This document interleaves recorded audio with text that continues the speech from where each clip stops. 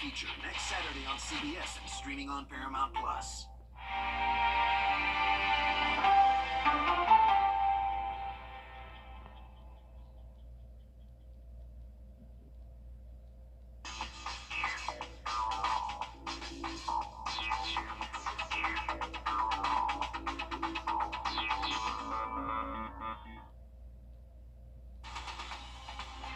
Live from Augusta, we're watching News 1226 at 11. Tonight at 11 o'clock, it's day 3 of families scrambling after a massive apartment fire left them with little to nothing. How the community is looking out, we'll tell you in a bit. Good evening, I'm Hallie Turner. Thanks for joining us tonight. We begin with thunderstorms and heavy downpours of rain, bringing flooding in the area. This was hours ago in Columbia County.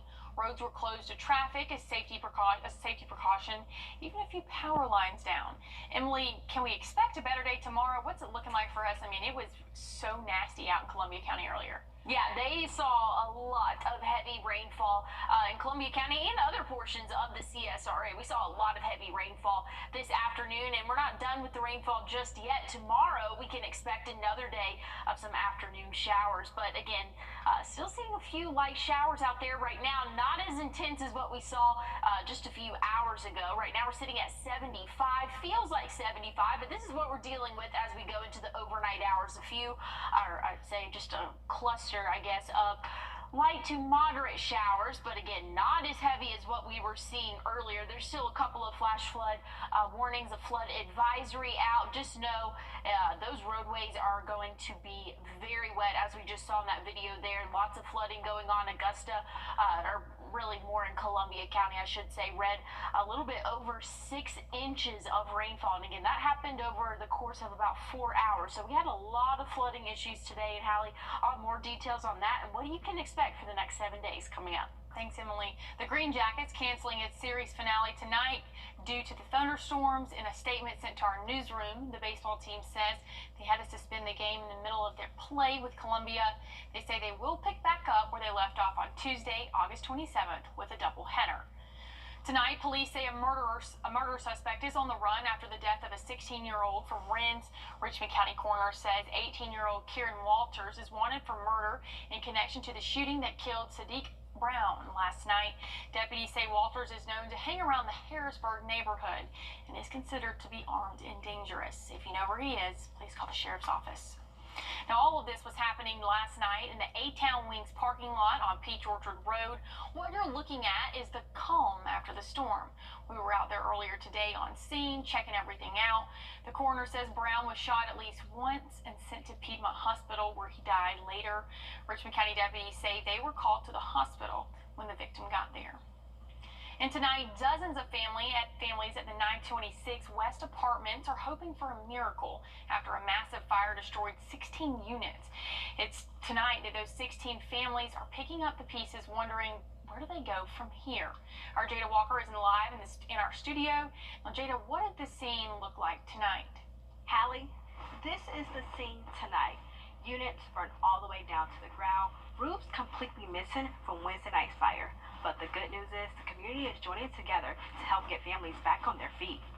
At first, Ron Mancy says he couldn't believe his eyes. Following these flames came screams, then it all clicked. Didn't know what was really going on until the actual flames started reaching the building, the top of the building. The very place he called home for 16 years really was on fire, and it didn't take long to spread. And it just started going from there. Just was it fireworks, or was it careless and something but grease fire inside? I don't know what it is. We haven't been told.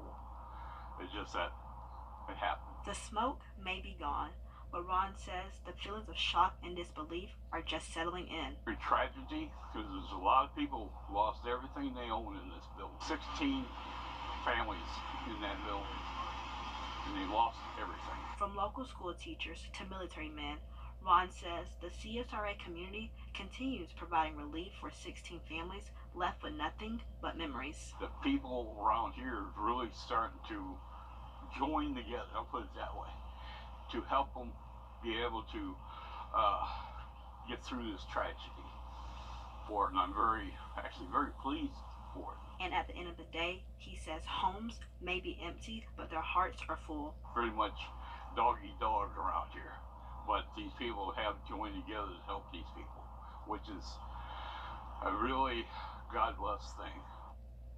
Now, Ron says, along with the community, the Red Cross has shown up for families by donating and providing them a place to stay. And if you're interested in helping them, we'll have a link to the Red Cross on our website. Thanks, Jada. In Aiken, one person is dead after a fire swept through a home on John Nunn Highway in Sally. Officials say the call came in around 7:15 last night. That's when they arrived and found a body of a male inside the home. Due to injuries, the victim was not able to be identified at this time, but the body will be autopsied in Newberry. And here at home, the search is still on tonight for this missing man on your screen. Richmond County deputies say 31-year-old Tony Robinson was last seen on Wednesday on Green Street. He's known to hang around the Salvation Army Center of Hope area. Deputies say he suffers from paranoia and schizophrenia. If you know where he is, please call the sheriff's office. And tonight, another search underway for a teenager who was swept away at a North Carolina beach on the 4th of July. Crews hit the ground searching around 11:30 that morning after the 14-year-old got caught up in the strong rip currents while fishing. They say he was with his brother, who made it back to shore safely with the help of a boat. And one beachgoer is speaking now. My first thought was just to pray for the family and pray for the boy himself. It's tragic. You don't ever want to see anything like that happen. It's just really heartbreaking news to hear. Police were out using a drone searching the waters for any sign of the teenager. And back-to-back shark attacks taking over New Smyrna Beach in Florida yesterday. A man says he was bitten on the foot while swimming in a tube in a 5-foot waters. Officials say the man was quickly taken to the hospital for his injuries. This attack comes just one day after another man was also bitten on the foot while playing football in knee-deep water on the same beach. Officials say both of the victims' injuries are non-life-threatening. And temps are at a peak this year. We've already seen them in the triple digits, and not everybody is happy about it. But the peach crops seem to be doing pretty well. Elizabeth Hunter checks in with a local market in Trenton, South Carolina, to see how it's holding up. The peaches are at their peak right now. It may be a little hot for us, but they are loving it. And here at Sarah's Fresh Market, the bounce back from last season has been a huge success. I mean, there was just no one that had peaches. I mean, peaches were gone. With a late freeze in 2023 taking 70% of Titan Farms peaches, leaders at Sarah's Fresh Market say 2024 is the year of their sweet comeback. Well, this year we have a full crop. We have a bountiful crop, and they're good and sweet. Ruth says thanks to the heat, trees are producing a large number of peaches, just in time for peak season. Well, let's just put it this way. I've had to move all of my employee parking to another parking lot because our customers are coming out so much. A good crop and loyal customers are helping Sarah's rebound, and Ruth doesn't expect it to stop anytime soon. It's just a great little place on the side of the road that it's a little piece of heaven. The crowds won't end after peach season. On September 19th, Sarah's Farm Adventure will have its grand opening right down the road with a pumpkin patch, sunflower field, corn maze, a jack-o'-lantern lane, and so much more. People will have tons to look forward to. In Trenton, Elizabeth Hunter, on your side. Okay, Emily, I know you don't like peaches, but I do, and I think they're fabulous. Peach yogurt, peach ice cream. What else they put in? Peach oatmeal. I mean, growing up as a kid, I ate peach oatmeal all the time. Not sponsored by anyone, but I ate it. It was good. You were saying all that. You didn't say peach cobbler. That's like the easiest thing. Okay, listen to this. One of the girls in my small group makes the best peach cobbler. Well, I say that. I didn't get to try it yet, but she sent the recipe the other day. So we'll have to, next time we have like a potluck for News 12, we'll do that. Okay. That'll be the item that I'm going to bring. I'll have to try it out because I don't think I've really ever had peaches. I don't know. It's pretty good. I don't know. Well, you know what? You're missing out if not, so. Yeah, well, I want to take a look at these weather conditions. Thank you, though, Hallie. And we can expect to see some warmer temperatures and some isolated showers and thunderstorms in the afternoon. So, again, this trend's going to continue for the next 7 days. I'll have a look at it coming up. And tonight, people in Texas are getting ready for Tropical Storm Beryl to hit. And across the country, millions of people are in danger from extreme heat. We'll tell you more when we come back. Snack attack? Along the Texas coast, coast, preparations and some evacuations are underway from Tropical Storm Beryl. It could strengthen into a hurricane by the time it hits the U.S. Across the country, some 130 million people are threatened by dangerous weather. Elise Preston reports from Los Angeles, and Jason Allen reports from Corpus Christi, Texas. Blistering temperatures, high winds, and dry brush are all fueling the lake fire near Santa Barbara. It's one of more than 100 wildfires that erupted in California in the past 24 hours. The fast-moving flames have already burned about 12,000 acres. Crews are starting to get control of the French fire, which threatened to overtake a tourist spot near Yosemite National Park. At one point, nearly 1,100 people had to flee the flames. Oh, I'm not ready to go yet. Despite the oppressive weather, a girls' softball tournament got underway in LA. Tourists in the nation's capital also braved the relentless heat. And to handle the near triple-digit temps, Portland, Oregon opened more cooling centers. The intense heat isn't the only threat. CBS's Jason Allen is in Corpus Christi, Texas, where residents are readying for Tropical Storm Beryl. Here on the Texas coast, the beaches, they're still packed. Everybody is trying to squeeze as much time as they can out of this long holiday weekend. But just off the beach, homeowners, businesses, they are getting ready. The Wingo family just bought this house earlier this year. This is the first time they've had to get ready for a storm like this. Hurricanes, this is going to be a new one for me. Texas emergency officials are telling people to finish their preparations by tomorrow, and for vacationers to figure out where they want to be well before the storm approaches.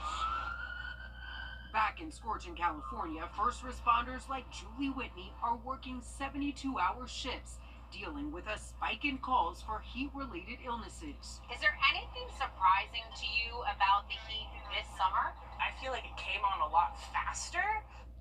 Paramedics warn the heat is so intense it only takes about 15 minutes outside before you could start to feel sick with cramps, dizziness, or nausea. Elise Preston, CBS News, Los Angeles. Meet Belle. She's a new lifeguard trainee in Maine and is only 10 weeks old. She's training to be a lifesaver. Her handler says dogs can pull in 5 people at a time, and not even a lifeguard is able to pull in that many people. In case there's a water rescue, a lifeguard will respond first, and then a dog will swim out to that lifeguard and pull the struggling swimmer back to shore.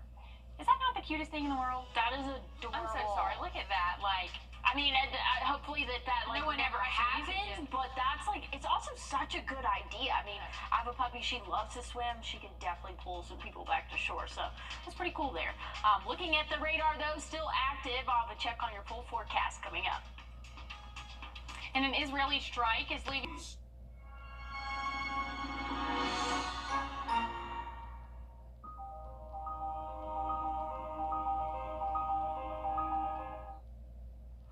Taking a look out over our station at Riverwatch and I-20. The storms are calming down, but it was pretty bad a few hours ago with flooding. Emily, it looks like, I mean, if you get real close to that, it looks, I mean, I don't know, it still looks a little dark out there, but cloudy. I don't know, hopefully it's not too bad on our drive home. What about tomorrow? Well, yeah, we're still seeing a few light showers right now. Should dry up for the overnight hours tomorrow, though. We're going to see another chance of some showers moving through. Hopefully not as intense as what we saw today. Right now, we're sitting at 75, though, so it definitely helped cool us down. So that was definitely good to see there. But again, still seeing some showers across the CSRA. We had several flash flood warnings, flood advisories. So we had a lot of flooding earlier. And here's just the different storm reports. Most of those were coming out of Columbia County, though. I saw anywhere from 6 to 6.5 inches in some spots of rainfall. That happened over the course of about 4 hours or so. So definitely seeing some heavier rain there. And again, here's the radar estimated total that we saw. Portions of Columbia County saw right around 6.5 inches. And then we had some in Aiken County seeing close to 6 inches, down in Burke County as well. So lots of heavy rainfall happened over a short period of time. But good news is tomorrow, starting off a little bit drier for us. Once we go throughout the afternoon, that's when those showers are going to be possible. And into the evening, we could see some more heavier rainfall move into our area again. Start off Monday looking dry, but we could see some isolated showers again in the afternoon. But good news is that's going to help us feel a little bit better. Tomorrow afternoon, we'll see 101 for that feels like temperature. Today we saw 106, so maybe the rain comes a little bit earlier, might help us feel a little bit better outdoors. Monday, we'll see those feels like temperatures right around that 100-degree mark for us. So still going to be pretty warm, but hopefully that rain will give us a little bit of relief. Something else is bringing some rainfall to the Texas coast.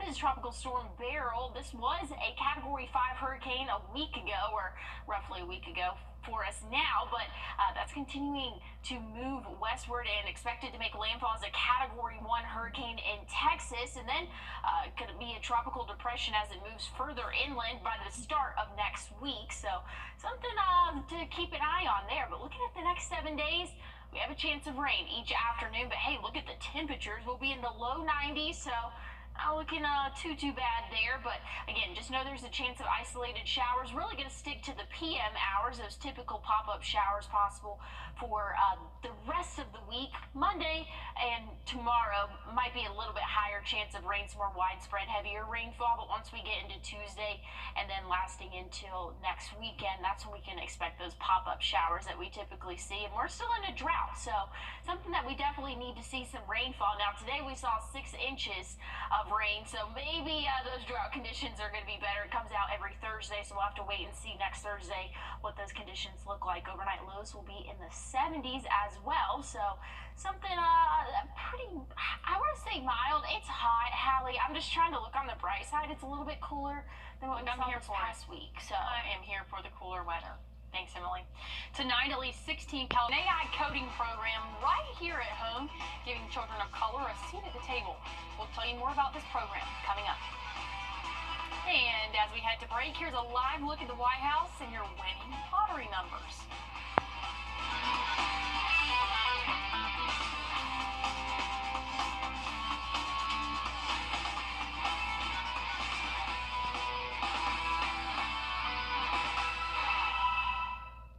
Watch this.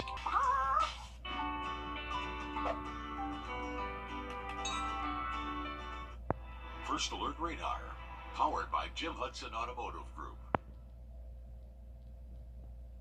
In the next decade, artificial intelligence will affect our lives in ways we have yet to comprehend, and nobody will see and feel those effects more than young people. Reporter Joshua Skinner visited an AI camp in Georgia this year, and it's designed to teach black students what a computer knows about bias. Look, AI is here for better or worse, but some Metro Atlanta students are spending their summer here at Atlanta Metropolitan State College learning how to make sure it is better. The next generation is already next level. Data sets, huh? Y'all remember that from yesterday, right? Calvin Lawrence runs the nonprofit AI for Black Kids. This population group is uniquely positioned to have a seat at the table and a voice in the conversation. Because for all the hoopla surrounding today's hot button word, we're going to use AI to predict where a crime will occur. It's only as effective as the people working on it. We're not just looking at AI, we're looking at the data. That's what this 4-week summer program is about. Staff is one of their top issues. The data of facial recognition, the biases involved, and how to avoid them. How is that done? How do you build that system? Like, what is a neural network?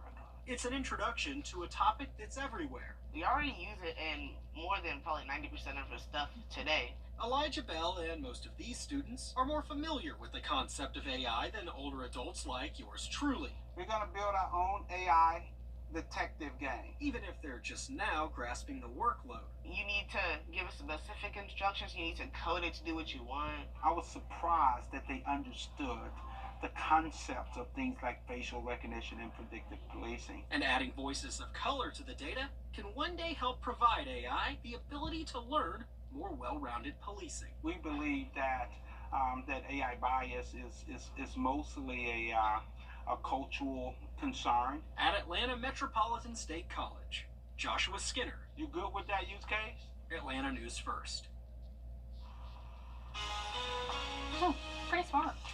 Well, this is what we're looking at in terms of rainfall totals, and I know it doesn't look like very much, but this is, we take rainfall total estimates from the exact points. Now, other places saw close to 6 inches, so don't let this mislead you here, but I'll have a final check on what all you can expect in terms of rainfall coming up. Well, we have another chance of isolated showers and thunderstorms tomorrow, late afternoon, really into the evening hours for us, and into the overnight hours. High temperatures will only reach right around 90, so it might feel a little bit better, but those heat index values will still be in the triple digits. Monday might be a slight bit cooler with those heat index values right around 99, maybe 100 in some spots. And then the heat will turn back up for the middle and end of next week, but isolated showers are going to be possible every afternoon. It's going to be that typical June, July pop-up shower or thunderstorm that we, again, typically see this time of year, but might help us cool off a little bit every afternoon. So I think that we'll take it. We're in a drought right now, but maybe after those rainfall totals that we saw today, conditions will be better. Thanks for joining us on News 12 at 11 o'clock. We'll see you back here for more at 6 o'clock tomorrow morning.